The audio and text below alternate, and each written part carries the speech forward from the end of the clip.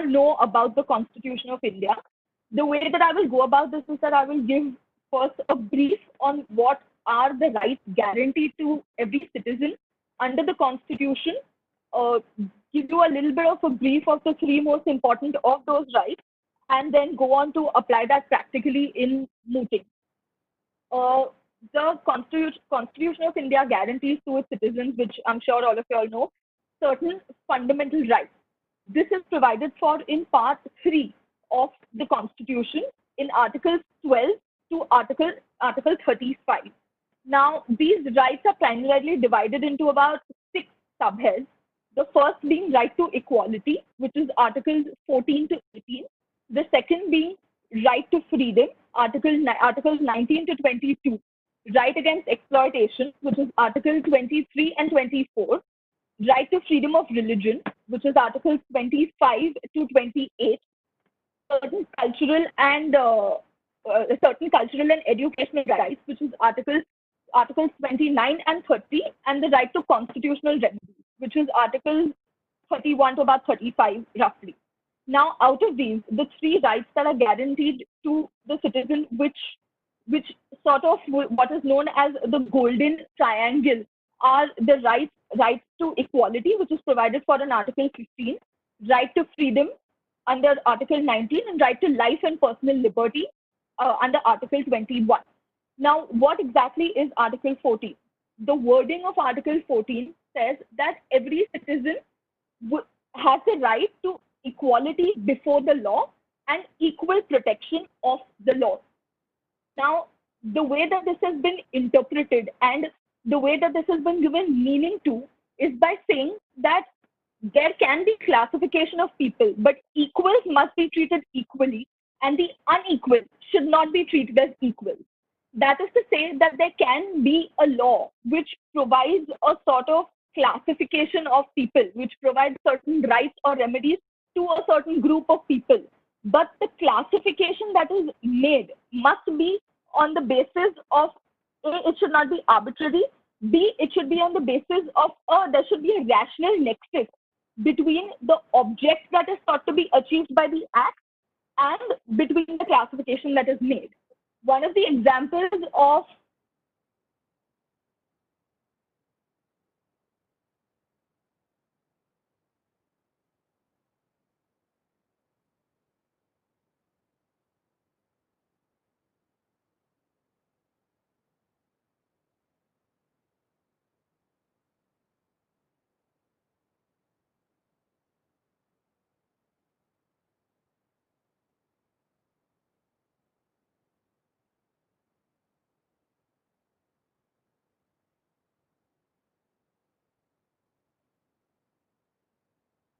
an operational creditor. Another example where we see all the time is reservation in employment in colleges, schools, etc., where there is there is a basis on which a division between the people is created. One is on the basis of either their economic status or on that basis they are given reservation or certain benefits which will help them come on an equal footing so that they can then be treated equally. That is the very basis of Article 14, that there should be equality, but there should not be equality among unequals. There can be no discriminatory law. If it is discriminating, there has to be a rationale on the basis of which the differentiation is being brought in.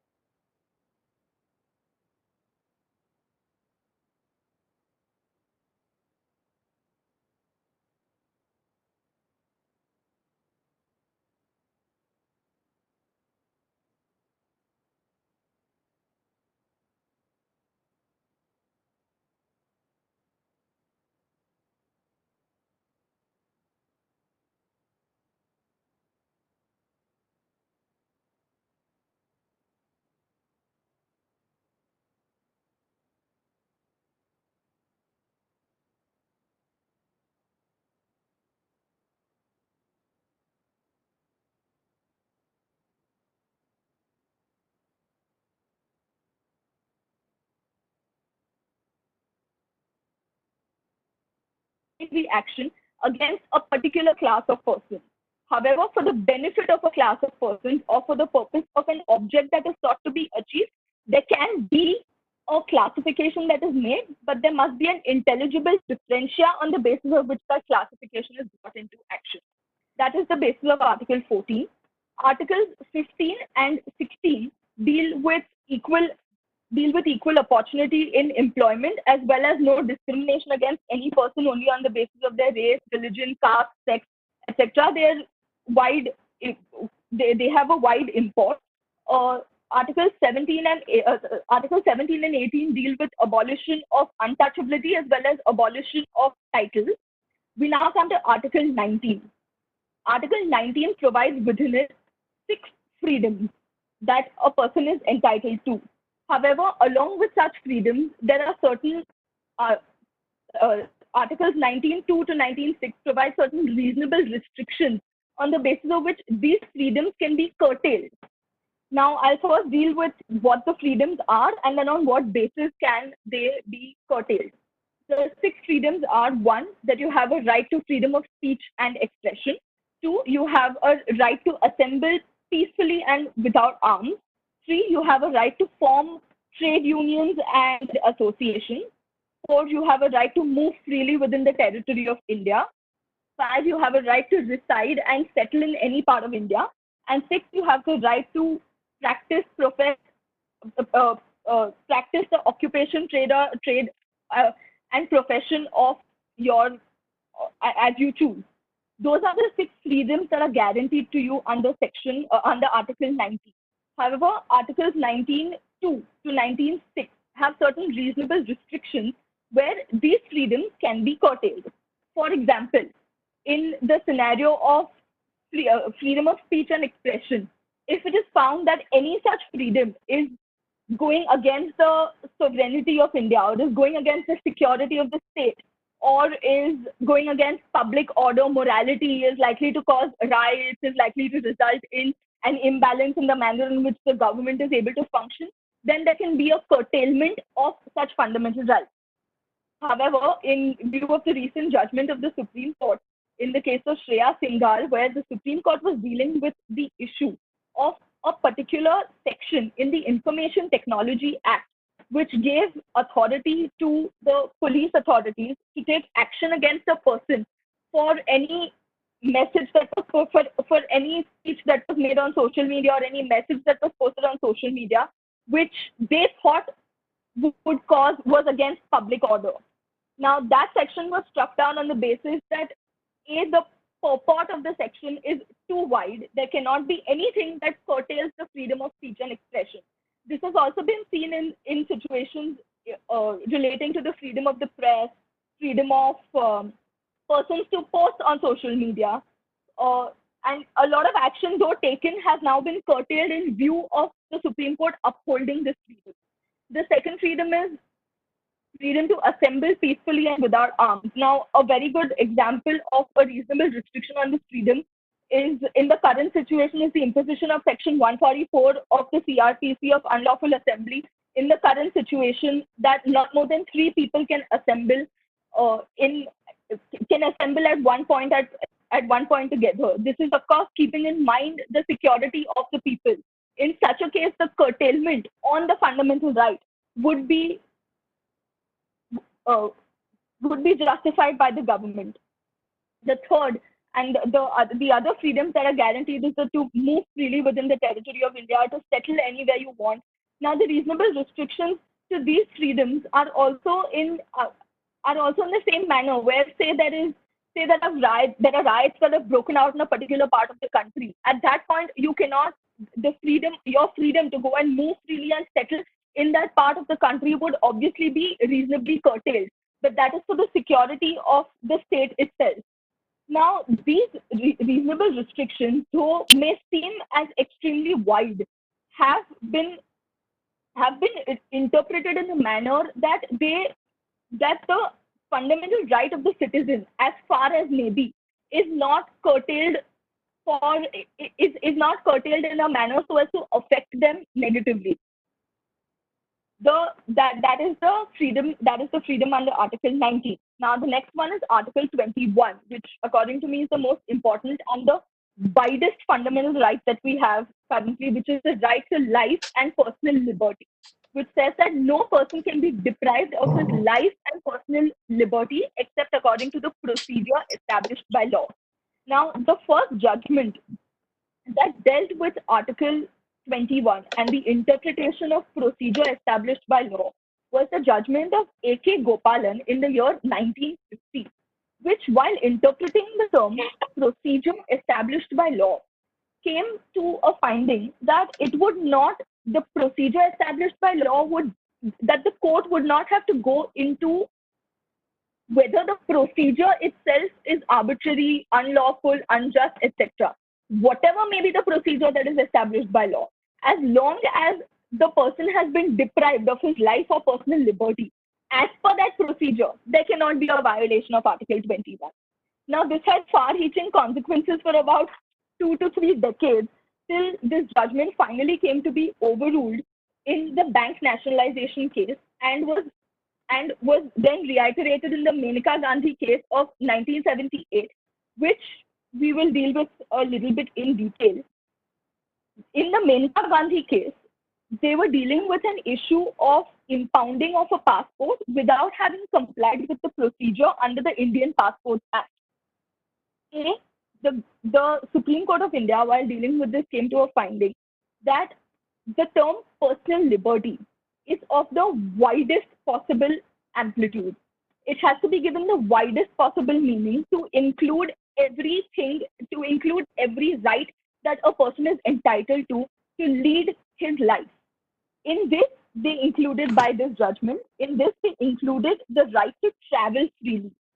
By this, they held that the impounding of the passport was obviously unconstitutional and could not have been done without following the procedure laid down under the Indian Constitution, laid down under the Indian Passport Act. But more importantly, what the judgment held is that the rights, the fundamental rights guaranteed under Part 3 are not mutually exclusive. That is, that just because I say that this does not infringe my right under Article 21 does not mean that I cannot then take recourse to any other of my other fundamental rights. Every act of the government, every executive action taken by the government has to pass the test laid down by each and every fundamental right. Therefore, every law that is made by the government has to ensure that not only does it comply with the requirements of Article 14, but also Article 19, also Article 21. Therefore, there cannot be anything that infringes the fundamental right in a manner that, okay, no, if Article 21 doesn't apply, so what? No, you can't apply Article 19. They're mutually exclusive. That is exactly what Menaka Gandhi said cannot be done.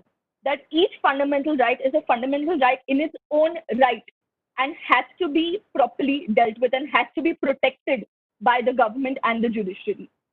The third thing, while setting aside A.K. Gopalan, what Menaka Gandhi dealt with is that it says that the procedure established by law, as defined, as laid down in Article 21, cannot mean that that procedure itself can be so arbitrary and so unjust that it can just take away the personal liberty. That procedure by which a person is deprived of his life or personal liberty also has to be a rational, reasonable action. It cannot be that I come to your house today and say, I am evicting you. There has to be a basis on which you come and do that if you're depriving me of my place of residence, which comes within the definition of personal liberty. That is the manner in which Article 21 has been interpreted by Menaka Gandhi. And following this very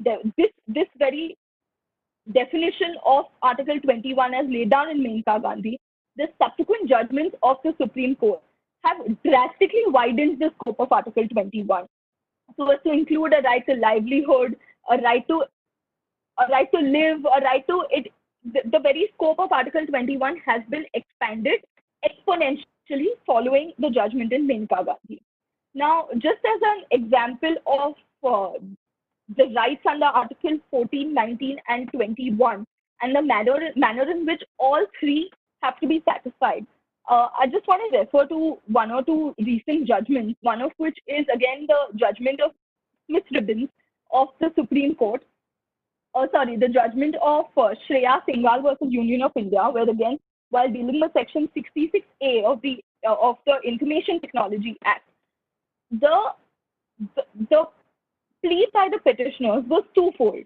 One, that the distinction that Section 66A also violated Article 14 as well as Article 19(1)(a), that is my freedom of speech and expression, on the basis that there is a distinction. The Article 14 challenge was on the basis that there is a distinction being made between posts that are being between my expression, between my free expression that I am making on an online portal compared to what I may be making in speech or print, because Section 66A would only apply to situations where a social media post has been made, or where an online comment has been made. So, however, the Supreme Court, while dealing with these two-pronged arguments on Article 14 and 19(1)(a), held that even though Section 66A does not infringe or is not violative of Article 14, because there is a rationale behind the distinction between freedom of speech and expression while in print or in speech as compared to on a online device. Therefore, held that it is not violative of Article 14, but held then that the freedom of speech and expression under Article 19(1)(a) is a right that is being infringed, on the basis of which it is unconstitutional. Therefore, even though on one fundamental right it was held that there is no breach, on the basis that the other one has been breached, the section in the Information Technology Act was still struck down. That is one example. The second one is also on the second example is also the case under the IBC, where the argument was twofold on Article 14, that there is no basis on which there is a distinction being made between operational creditors and financial creditors. However, once that rational basis was found, it was held that it cannot be said to be unconstitutional. Now, that is the basis of how Articles 14, 19, and 21 fall as a golden triangle, where the rights under all three, each of them, has to be satisfied before any law is enacted, and of course there can be a challenge on that basis. Now, the rest of the rights, Article 22 is a right against arrest and detention. Article 23 and 24 provide a right against exploitation, human trafficking, etc. Articles 25 to 28 is your right to profess the religion of your choice. Article 29 and 30. Can I take all questions at the end? I'm just getting a few in the comments. I'll address all questions in the end. And the next fundamental right, which gives you the right to approach the court, is Article 32, which is your right to constitutional remedy. Now, that article itself provides you the right to approach the Supreme Court, and to approach the Supreme Court on the basis that there has been an infringement of your fundamental right as provided for under Articles 12 to 35. Now, here the Supreme Court has the authority to issue what is called a writ. Now, a writ is in the nature of an order or a direction. There are 5 kinds of writs that can be issued by the Supreme Court. A writ of habeas corpus, which is a writ for the production of a person, where there has been an illegal detention of a person, and you're challenging that this is against his fundamental right, and it is infringing his fundamental rights under Article 21 and 22. You seek a writ of habeas corpus for the production of the person, and for the government to show on what basis and by following what procedure has that person been detained. The second is your writ of mandamus, which is in the nature of an order or a command to the government authorities, which is state as defined under Article 12 of the Constitution, which is provided for under Article 12 of the Constitution as a definition of state. That is the person to whom the right. That is the person Article 12, the person who whose responsibility it is to ensure that there is no infringement of your fundamental rights. So writ of mandamus is in the nature of a command to command or an order to such state authority to do or to refrain from doing a particular thing. Uh, a simple example would be where if I am a builder and I receive a stop work notice on the basis that I am infringing a particular circular that has been issued by the government, or I'm infringing a certain law under the MRTP Act or any other construction law, I receive a notice to stop work. However, according to me, there has been no infringement of such law. And secondly, I am following the procedure that has been followed by all such other authorities too. So I would seek a writ of mandamus to quash that, to seeking quashing of that stop work notice that has been issued to me, so that I can go ahead and complete the construction that I have started. That is an example of a writ of mandamus. The third is a writ of certiorari.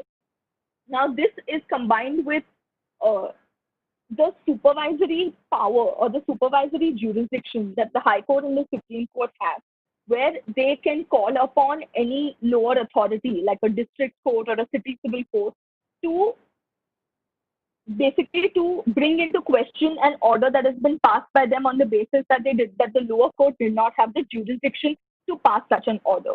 Now, a writ of certiorari is more in the nature of after an order has already been passed by the lower court, you say that they did not have the authority to pass it. The fourth writ is a writ of prohibition, which is very similar to a writ of certiorari, but it's to be seen from the perspective of before the order is passed, where you apprehend that such an order is likely to be passed by a lower court. You call upon the High Court or the Supreme Court to prohibit the lower court from passing such an order, which would be a writ of certiorari. The fifth and final writ is a writ of quo warranto, which literally means by what authority, where you call upon.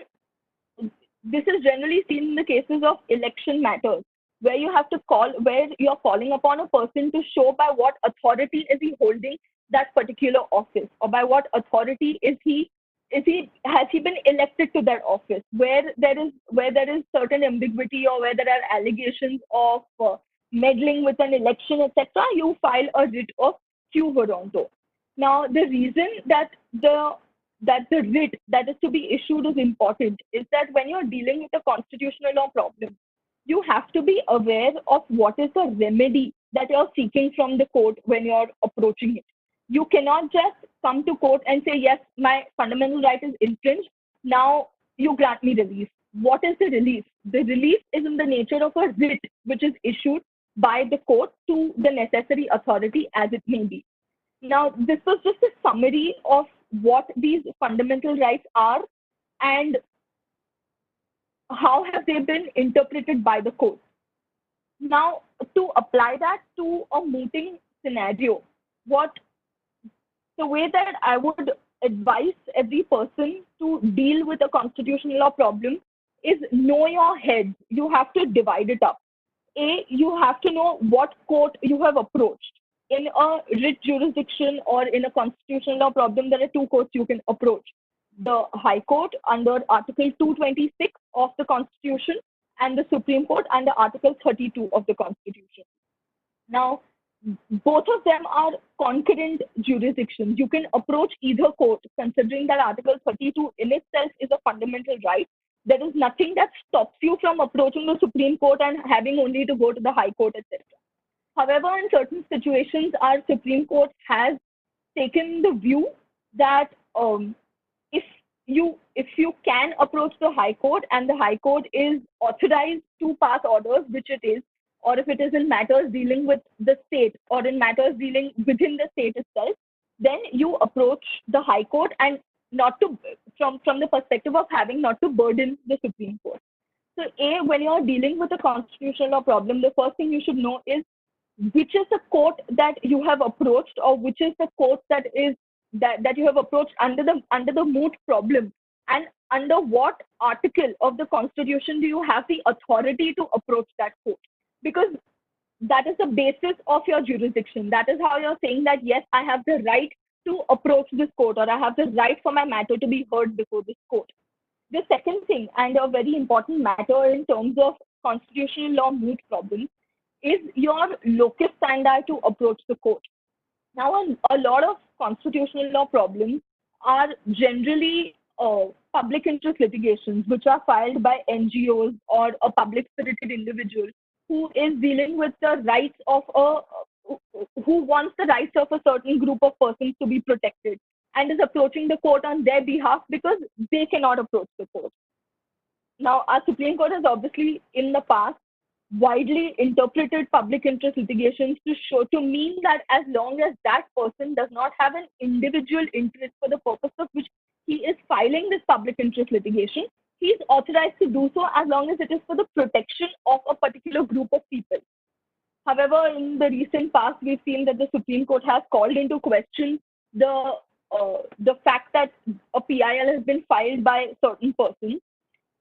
Therefore, the second thing that you have to take care of when you're preparing for a constitutional law moot problem is the fact that you're able to justify on what basis have you approached the court. What is your locus to approach the court?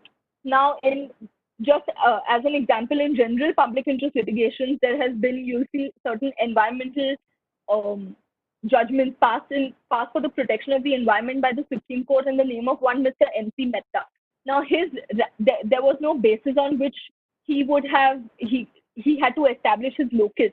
He had to show that he is filing it for the protection of the environment, that certain brick kilns or for the cleanliness of the Ganga, etc. He's filing certain petitions on the basis of which the Supreme Court granted him the remedies that were required. However, in certain cases, the respondent would attack the locus standi of the petitioner on the basis that this is for their own personal gain or this is for their own economic gain. Therefore, you have to be able to show the locus by which you're approaching the court. This is generally in public interest litigation, where you're filing for the benefit of a group of persons. The third thing, from the point of view of the petitioner while preparing for a constitutional law moot problem, is you have to know against whom have the proceedings been filed. Now, there will be situations where there will also be private parties that are part of the dispute.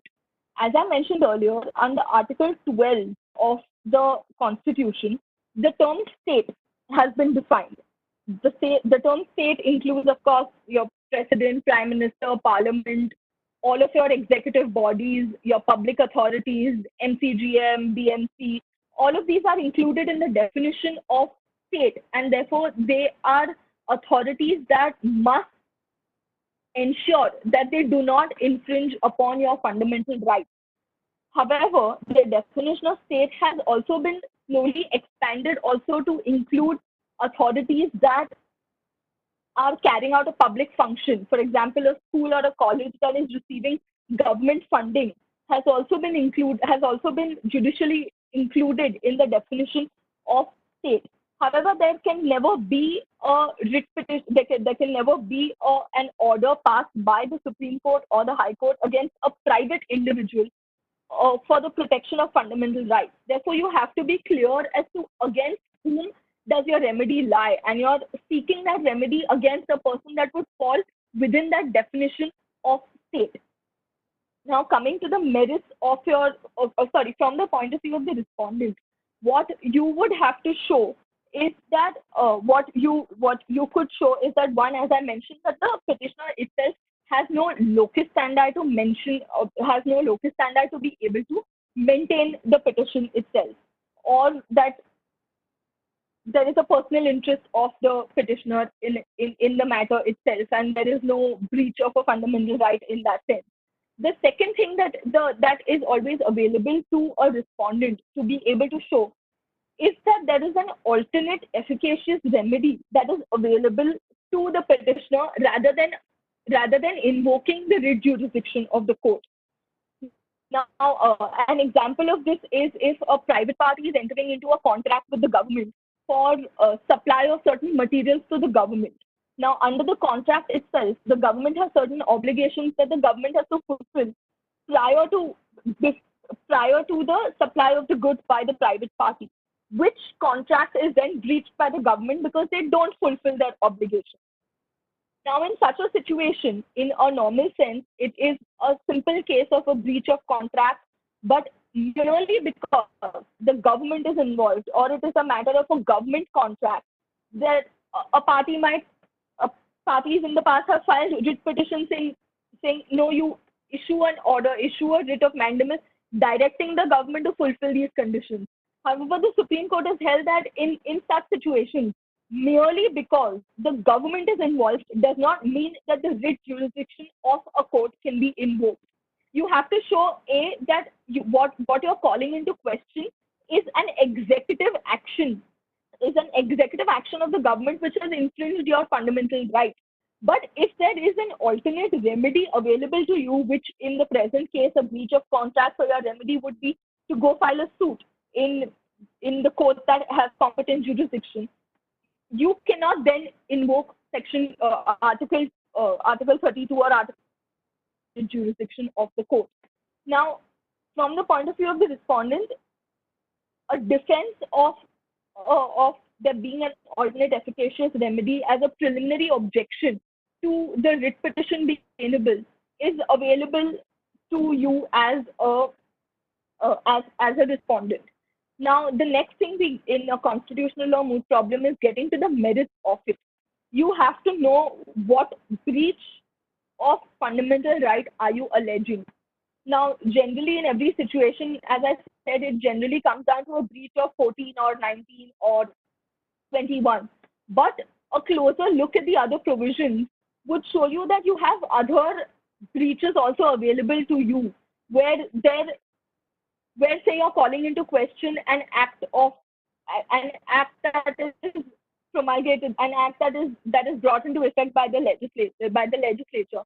You can also call into question the other articles under the Constitution to show that the legislature do not have the authority to make such an act, because under the Constitution and under List 2 of the Constitution, it is the state government that has the right to enact an act on this topic. So the it doesn't have to always be a single approach or just a single-minded approach of, this is infringing my 14, 19, 21. There are other, you can look at it from a broader point of view also. Now, the other thing is that when you're even dealing with 14, 19, and 21, you have to realize that constitutional law is an extremely wide law, in the sense that it has been interpreted by the Supreme Court in so many different ways. You have to be very careful while preparing and researching for a constitutional law moot, because you will not know where has you will come across a particular judgment and think, okay, so this helps me completely. This is what my problem deals with. And without doing a more in-depth research into it, you will not realize where that in a subsequent judgment, maybe 3 or 4 years later, the Supreme Court has restricted that view or has further widened that view. So you have to give in the time to your research in a constitutional law problem. Now, I understand that many of y'all, as law students, do not have the resources or do not always, even with softwares online, etc., y'all don't always have access to all the softwares or to the books, etc. I highly recommend that the GLC library is very good with the books, at least to get your basics right as to this is the fundamental right that, according to me, has been breached, and how to base your case on that. The books is the first place to start from always. Once you have a little bit of the understanding of it, you can then move on to the judgment. And I understand that Manupatra and SCC Online are always paid subscriptions and you might not always have access to it. But Indian Qanun, Case Mind, they all work just fine. You just have to give it the time to be able to read through it. Now, the problem is that another problem is that most of the judgments in constitutional law are extremely huge and extremely, they go on quite a bit, but you just have to try to make sure that you get to the crux of it. You understand what is the crux of the judgment and you're able to utilize that to your benefit. Precedence plays the most important role in a constitutional law moot problem, because if the point has not already been established, it would have been established in some or the other way, in some or the other, with some or the other tweak, etc., in an earlier judgment. So knowing your precedents and putting in the effort to know your precedents is the most important part. Now, as college students, even the judges who come to judge you don't expect you to know, each judgment, how has it been dealt with, how has it been interpreted, the line of every important judgment. No judge who comes to judge you in a mood expects you to know that. However, the basics of it, you may not know the name of the judgment, you may forget the citation, you may not know how many, how has it been further interpreted, but as long as you know the principle of it, and what is the principle that is laid down in for the interpretation of the constitution, that itself is enough. That is a basis on which you can start. You can then grow from there, and you must put in the effort to know all of the judgment, or every judgment that you can possibly know and pull out. But I understand there are limitations to that. So for you to understand and know the principle is the most important part. Now, the next thing is know how to interpret a judgment in your favor. That you may be dealing with an issue of, say, the moot problem that was there from the moot proposition for the Grand Moot from 2 years ago, which dealt with the coastal road and the right of livelihood of the fishermen. Now, know that there may probably not be a situation that has dealt with the exact same judgment, but say right of livelihood of hawkers that was dealt with by the Supreme Court earlier. Though the Supreme Court on the one basis held that they did not have a right to go and to carry on their business on any street so as to infringe the rights of the other citizens to pass on those streets. But it did hold that that hawkers also have a right to carry on their business and profession the way that they're doing it. So it directed the state governments to provide particular areas to the hawkers to ensure that hawkers can continue to carry on the business. So try to draw parallels between a judgment that has already been passed and how does that fit into the facts of the case that you are dealing with. Because that is the only way you'll also be able to rationalize how is it that you're saying that there has been a breach of your fundamental right. That is one thing. And second, it also becomes easier for the judge to be able to say that yes, there appears to be a breach which needs to be remedied. So keep that in mind, that even when you're researching, keep drawing those parallels. If the Supreme Court has refused to interfere in and said that no, there has been no infringement of a right, or there is a greater, larger public interest which has to be looked at, then from the point of view of a respondent, keep that in mind to show that no, that there cannot have been a breach of a fundamental right, and these are actions that ought to have been taken by the government to ensure the larger public interest. So research in a manner so that you can actually apply it to the facts of the case. Don't just look at the ratio of the judgment to say that, okay, this judgment held that right to privacy is falls within the definition of liberty and Article 21. But what are the facts of the case? On what basis has that been applied to, and how has that been applied to included within Article 21? Look at the manner in which the court has justified it being a fundamental right. Only then will you be able to apply it to the facts of your case, which is what the endeavor should be. Now, another thing is from the point of view of the respondent. Now, as a respondent and as a state, you always have the argument available to you that there has not been a breach of any fundamental right. Now, the thing is that for that, you need to fit it within the reasonable restrictions as have been enunciated in the Constitution. Now, the reasonable restrictions as they are defined are extremely wide, they just throw words like sovereignty of state, public order, morality, etc. But for you also, from the point of view of the respondent, you will have to pay attention to how have these restrictions been interpreted, how have these restrictions, so say for example a section 144 situation where I am not allowed to, where there is a prohibition against, there is unlawful assembly Therefore, my right to assemble peaceably has been curtailed, has been restrained. Now, that is, of course, a reasonable restriction. But so take such examples of how these words in the Constitution have been interpreted and applied so as to show that no, there was a reason or there is a restriction, there is a reasonable restriction for this right having been curtailed. Apply to that to show that no, there has been no infringement of the fundamental right, or there is a reasonable basis on the basis of which there has been an infringement of the fundamental right. Now, a lot of people get worried about tendering case law and how to prepare the case law, etc. But from the point of view of a constitutional law moot problem, according to me, you should always have your case laws with you. You should always, if possible, make a good compendium of case laws so that it can be tendered to the judges, so that you can take them through every judgment, so that they don't have to rely on only portions that you are reading out to them and go and rely on your spoken word for it. They have to be able to look at the judgment, see what exactly has the judgment said, maybe use parts of the judgment to confront you on and to basically test you on how much of the judgment have you read, so that they also can gauge whether you have prepared well enough. So I would always suggest with constitutional law problems, since there is so much reliance on precedents, always keep a compendium of judgments ready. Now, in every constitutional law problem, it comes down to two things.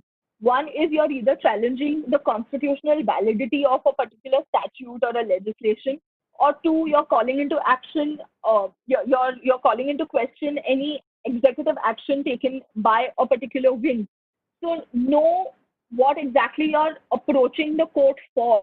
What exactly are you seeking? Yes, you're seeking a writ petition, but if you're seeking a if you're sorry, you're seeking a writ.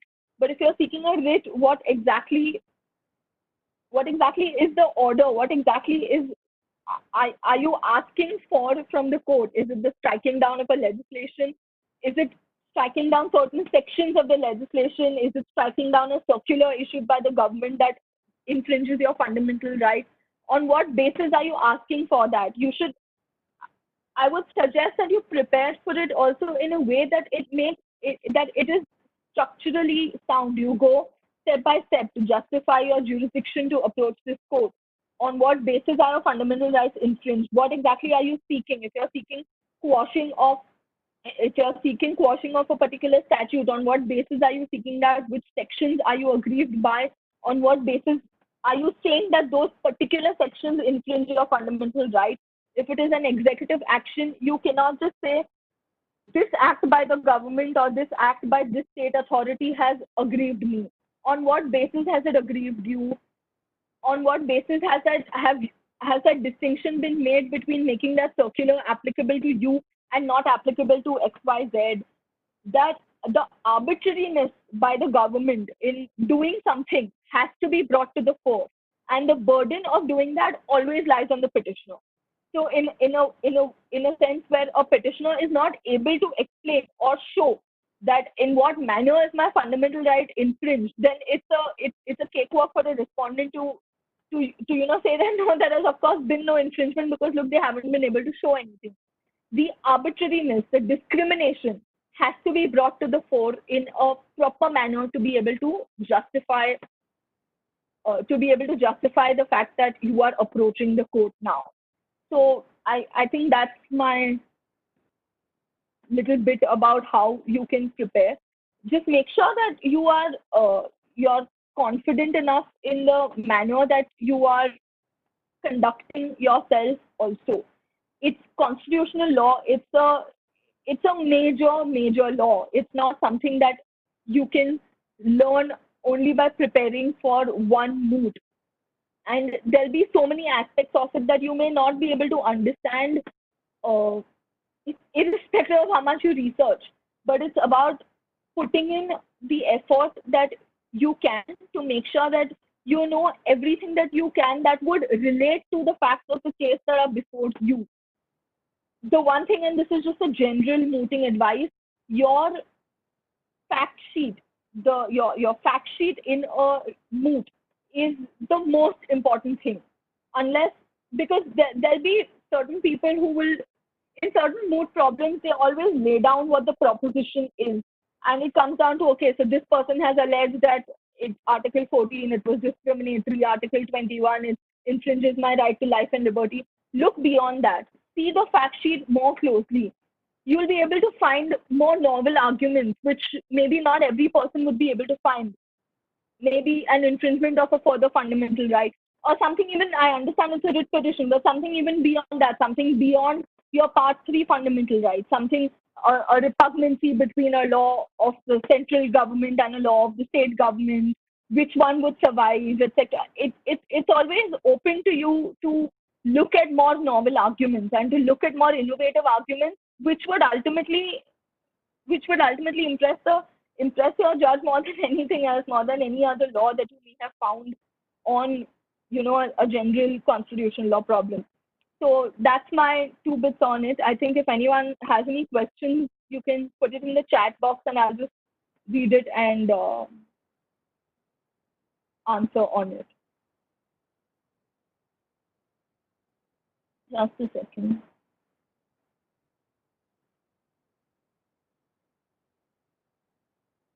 Not able to take the reason.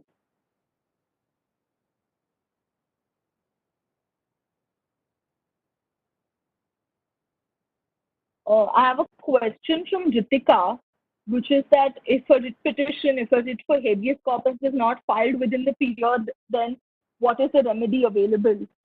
You always have your remedies under criminal law available to you to apply for bail and to apply for uh, every other right that is available to you. But I'm not, I'm sure you can still approach the High Court or the Supreme Court on the basis that you have been detained illegally and seek enforcement of your fundamental right on that basis.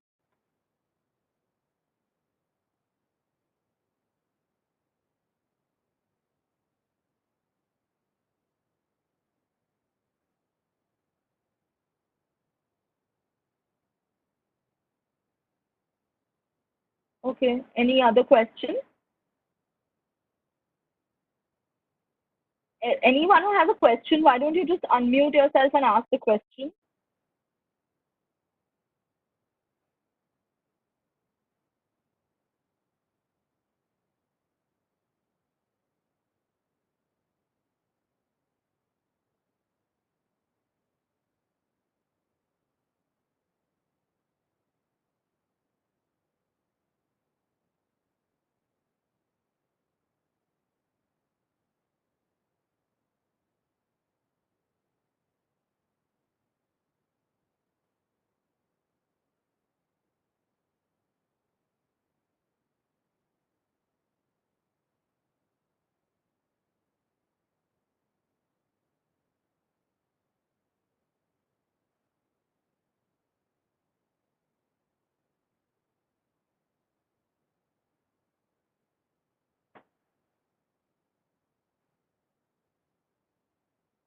Okay, so I have a question from Kartik saying, what is the golden article?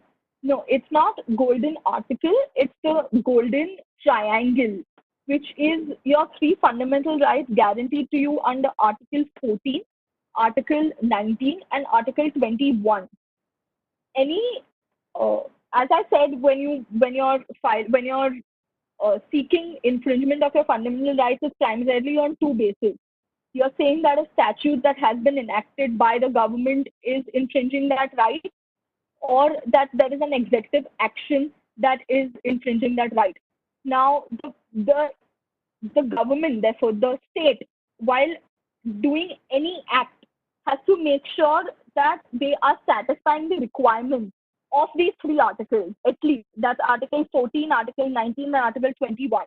That no statute or no act that is being undertaken by the legislature or the executive is against my right to equality, or is against my right to speech and expression, or is depriving me of my right and personal liberty. So the government and the state has to ensure that this golden triangle of articles is protected and that they do not do any act which would infringe that. Does that make it clearer? I hope it does. Most of the arguments. Okay. So I have a question from Aman saying, how can one stand out in a case of constitutional law since most of the arguments and precedents are already well established? See, that's what I mean with the constitutional law problem. It's all precedent based. So it all depends on how innovative are you able to get with your research, how close are you able to find judgments that fit into your fact base, which leaves the judges with no wiggle room, which basically leaves the judges with no space to be able to argue that no, this cannot be an infringement. See, think about it in this way. It's the Supreme Court and every high court in the state that has the right to issue a writ or a right under 226 and 32. So imagine the multitude of the cases that are being dealt with by the courts in India on constitutional law issues. So if you're able to ensure that you do that additional research, put in that additional effort in making sure that you have seen basically every judgment possible. Don't just stick to the important judgments. Don't just stick to the Menaka Gandhi and the Keshav Nanda Bharti, and don't just stick to the important judgments.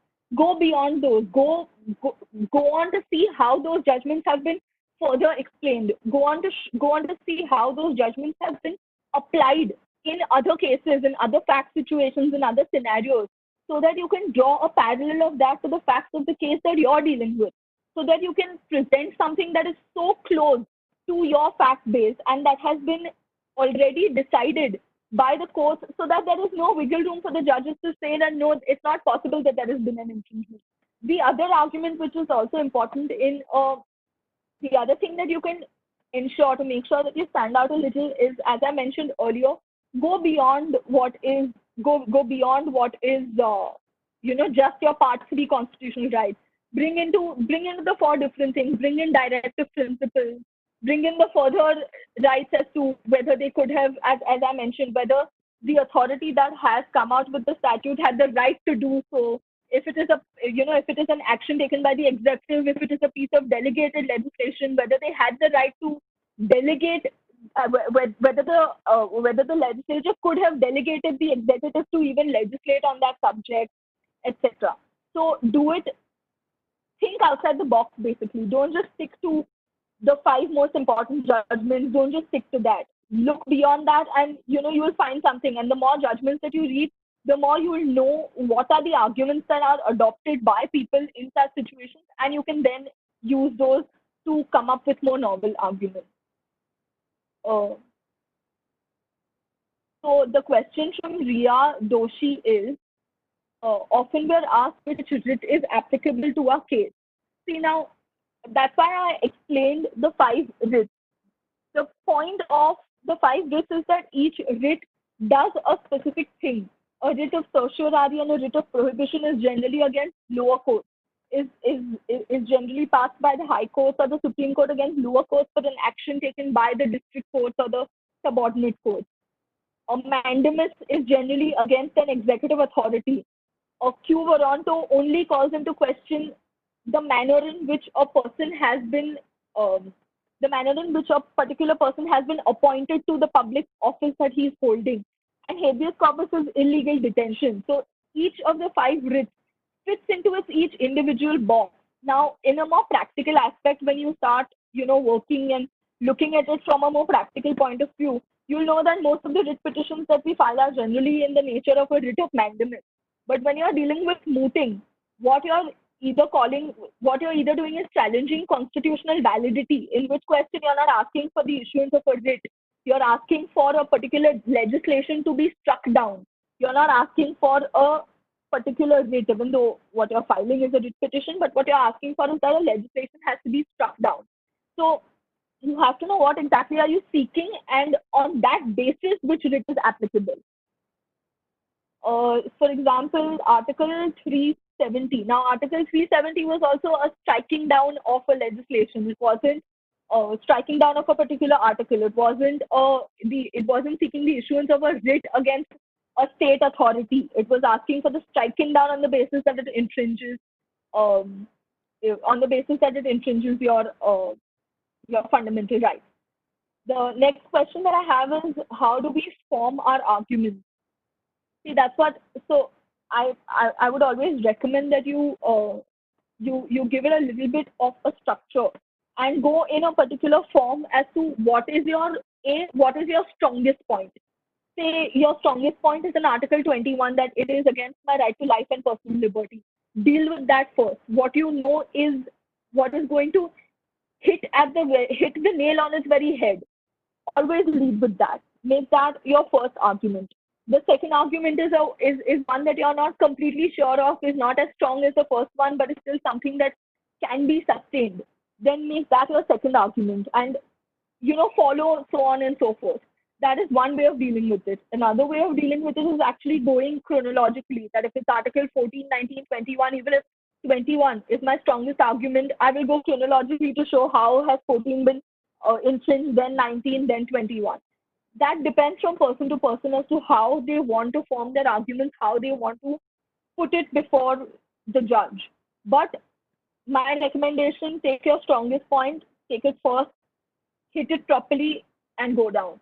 Also, once you know that that's your strongest point, you're able to satisfy the judge on all his questions on that basis, then go ahead. Also, another thing that I forgot to mention earlier, always know your authorities. Now, if as per your moot proposition, you are before the High Court of, say, Bombay, and you cite the judgment of the High Court of Delhi, know that that is not going to be anything more than a persuasive value, because it is not binding on the High Court of Bombay. If you cite the judgment of the Supreme Court, that is binding on the High Court of Bombay.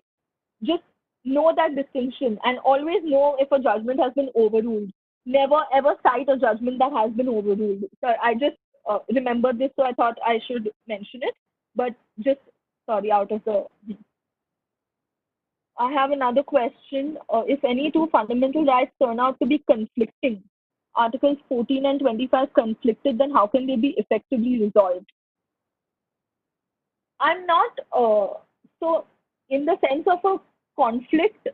Even if any one of your fundamental rights is infringed, it's still liable to be struck down. I think the Sabrimala issue is still underway. It's being heard by a larger bench, is my understanding. I may be wrong, but even if any one fundamental right is being infringed, it is liable to be struck down.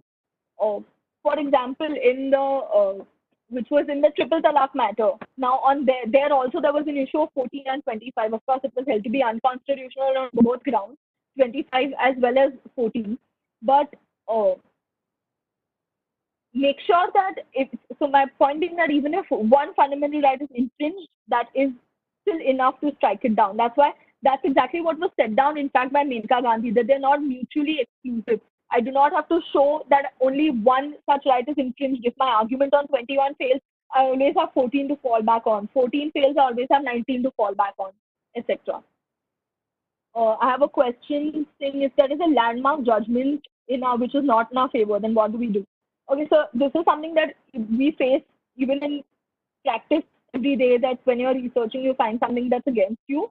What only from the point of view of not hiding anything from the judge, or not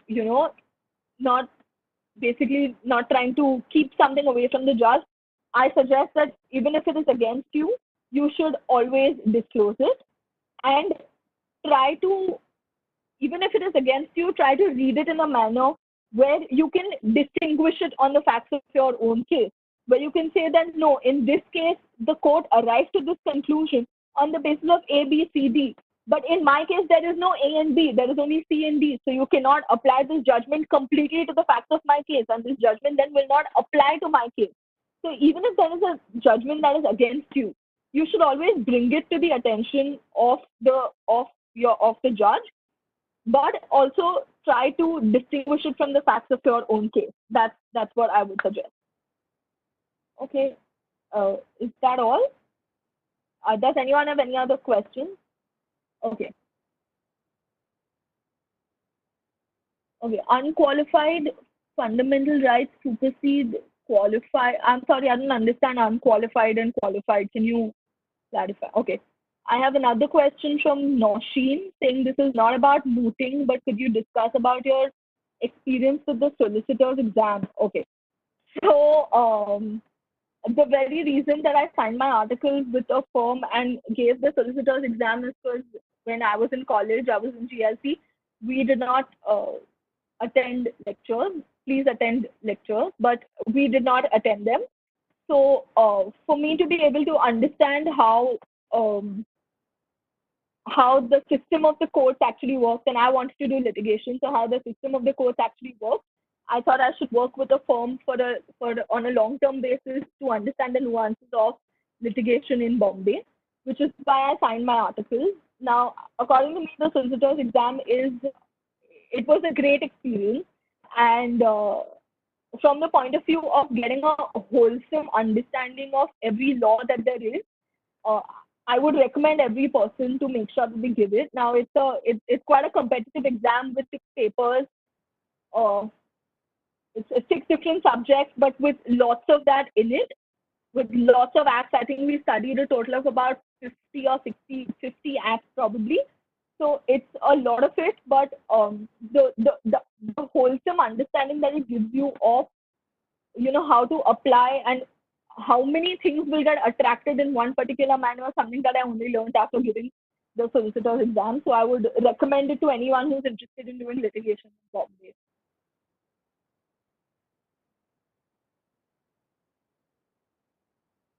Does anyone have any other questions?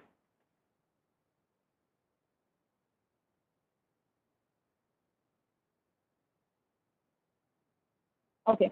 So there's a question from Kirti saying, do you think there's a clear demarcation between the central and state powers to legislate on matters? Is it possible that the residuary powers, and I'll have to see the article, kind of allows the union to interfere with the powers of the state?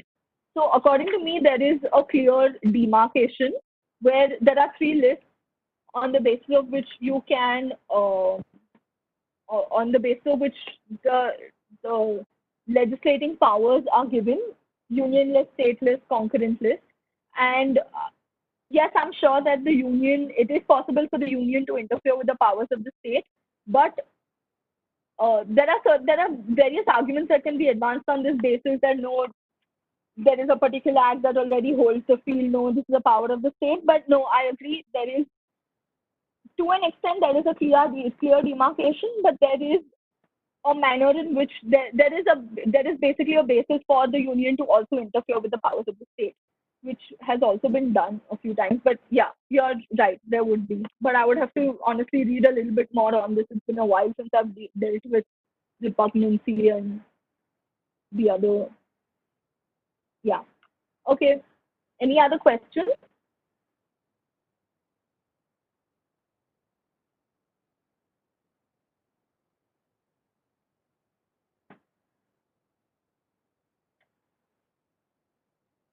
Okay, I think, is that it?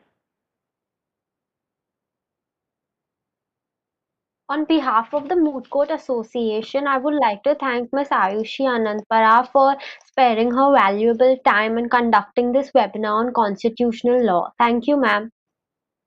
Thank you. I hope it was okay.